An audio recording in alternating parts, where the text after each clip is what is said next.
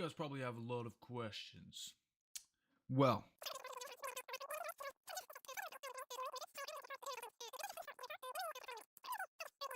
but anyway, here we are, and now back.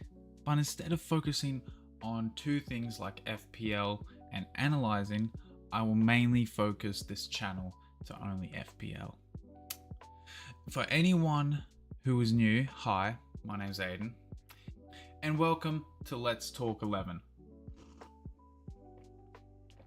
where I'm now centered around FPL analysis and support. As a disclaimer, I'm not an expert in FPL, and these are just my opinions. But you've clicked on this video to see my team for game week 1.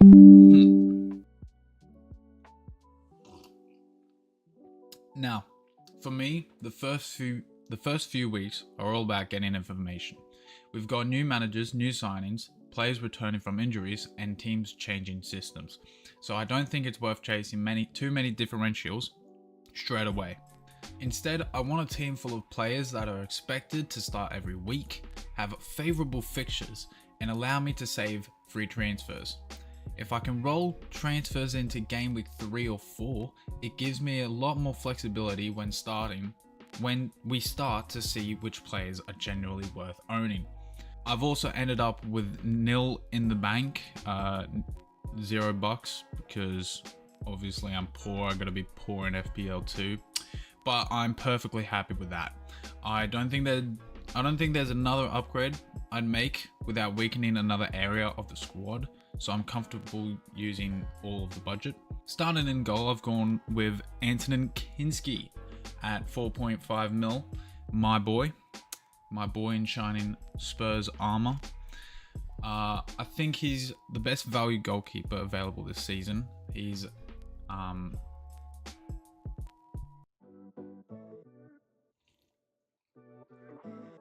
sorry, I'm reading off the script here.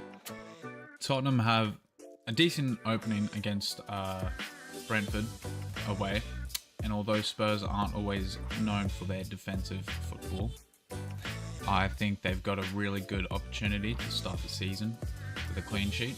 For me, goalkeepers are one of those positions where I don't think it's worth spending 6 mil or more unless someone is clearly miles ahead of everyone else. I'd rather save that money, invest it into attackers who can score double-digit returns. But if Kinski can pick up a clean sheet alongside a few saves, he'll easily repay his price. And that would put me up on the board. And then again, is a well-known and well-owned player within a lot of other FPL teams. For our keeper on the bench, we have Martin Dubravka for 4 mil. He's simply there as a cheap, reliable backup goalkeeper, and hopefully I never need him. But if Kinski misses a game through injury or rotation, then I know I've still got cover without wasting budget on a second goalkeeper. Plus auto subs can just slot him in if I don't find out that he's starting. Moving into defense, this is actually where I've invested a little more than most managers, because I think game week 1 offers really strong clean sheet opportunities. And first up is Christian, I think that's his name, Kristen. Anyway, Mascara at 5.5 mil. This pick is mainly about Arsenal's defense. Over the last few seasons, they've consistently been one of the best defensive teams in the league, and Coventry at home looks like a fixture where they have every chance of keeping that clean sheet. Not to mention at 5.5 mil, I think he gives me access to that defense without having to spend premium money elsewhere, such as Gabriel. Or maybe if I want to upgrade him, I'd probably pick Calafiore, mainly because it's Saliba was out with a back injury, so Mascara will replace him for the time being as the left centre back. But if Arsenal are looking for other left centre backs to replace Saliba, then Mascara will be put back onto the bench and or as a reserve. So up until then, he's staying in the team. Alongside him is Virgil van Dijk at 6.5 mil. He's probably the premium defender I'm most confident in owning. Liverpool remain one of the strongest defensive teams in the Premier League. That's a lie. And Van Dijk is almost guaranteed to play every minute when he's fit. Mainly though, he's one of those defenders who can score from corners, so you're not just relying on clean sheets. Every Liverpool set piece gives him a chance to return attacking points, and that extra route to points, that extra route to points and that extra route to points is something I always look for in defenders. My third defender is Vardiol at 5.5 mil. I know Man City have a new manager and there are plenty of new faces around the squad, so there is naturally a little bit of uncertainty. However, City still have incredible quality. I think Vardiol offers one of the best combinations of clean sheets, clean sheet potentials, and attacking threat, since he is a fullback. I don't know. I haven't analyzed Man City at all.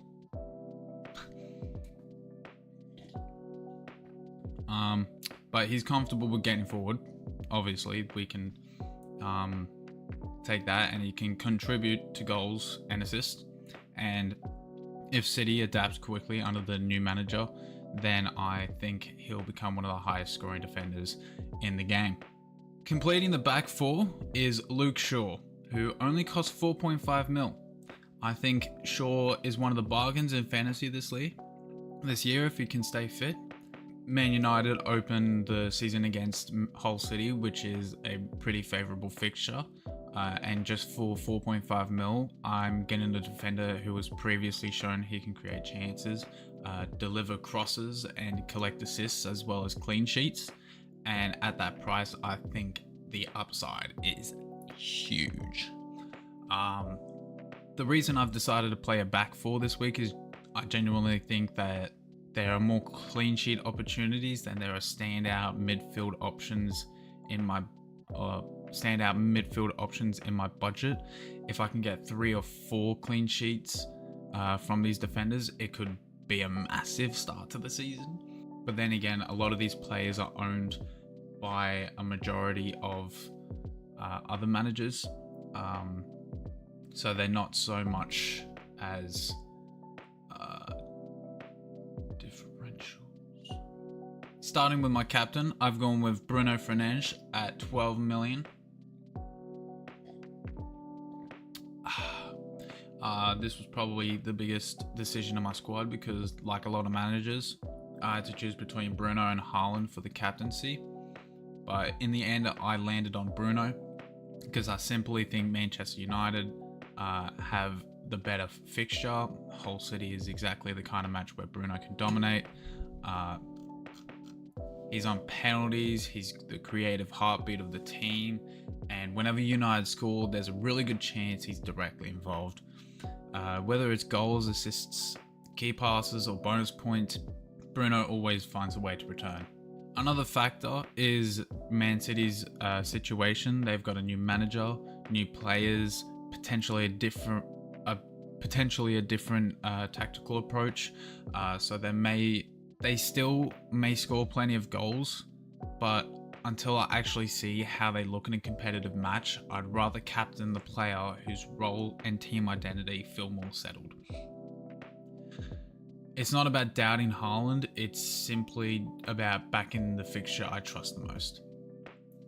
Next up is Dominik Szoboszlai at 7 million.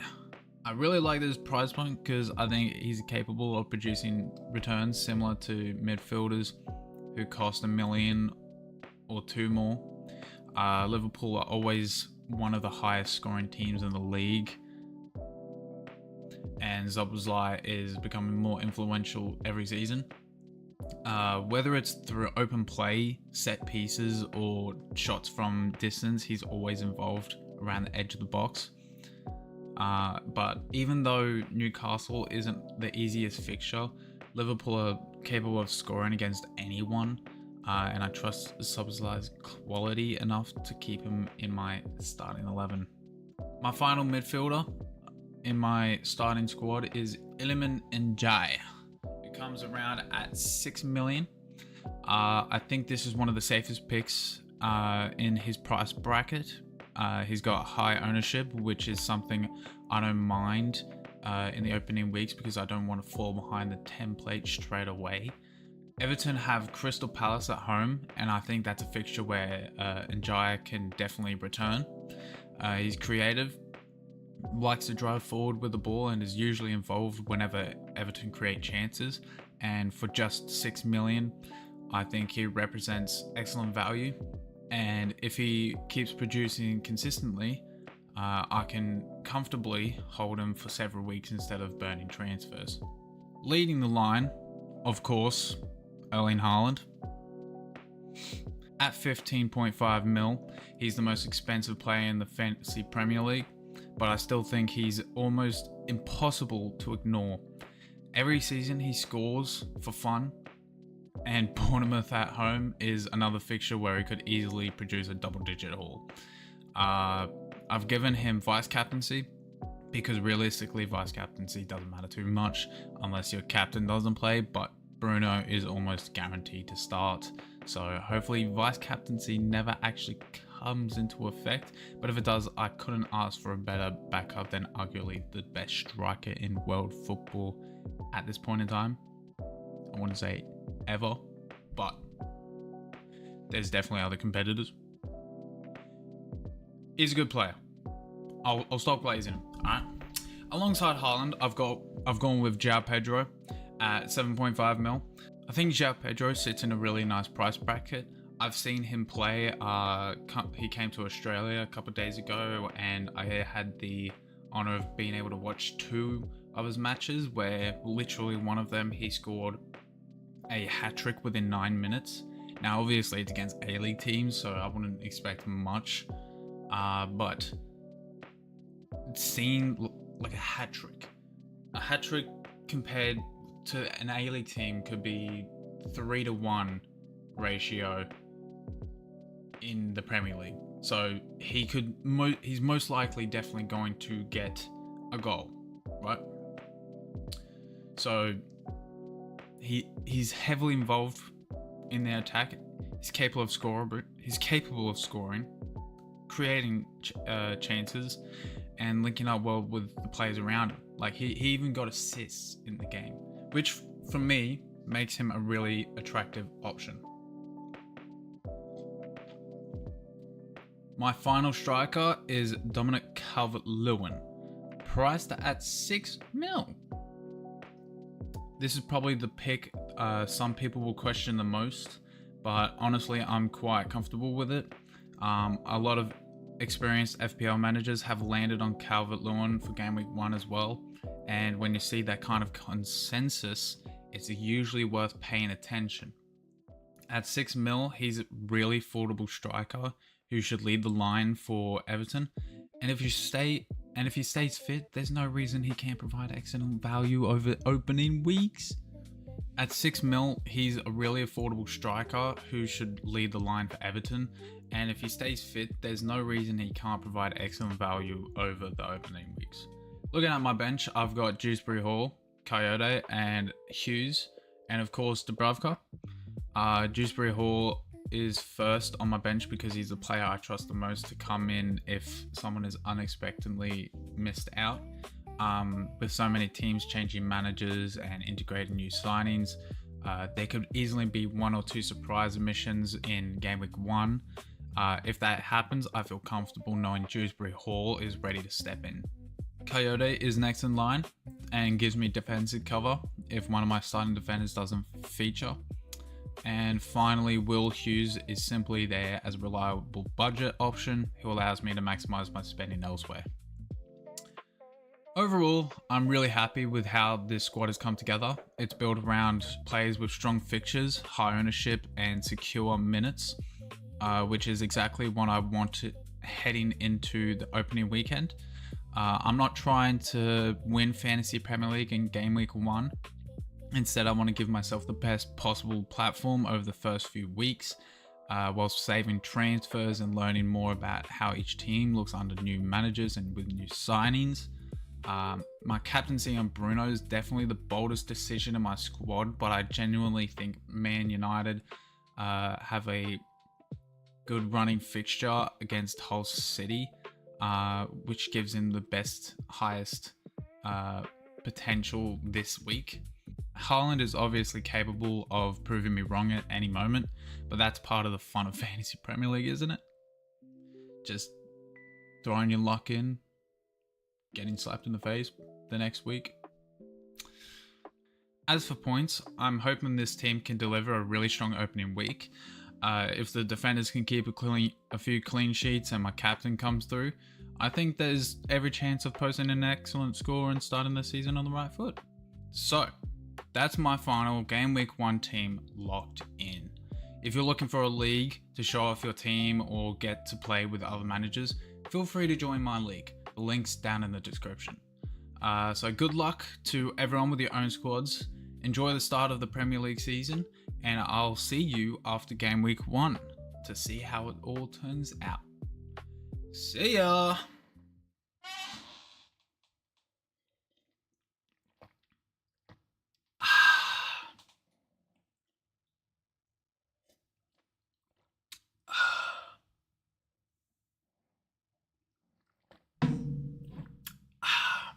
Damn, that's good.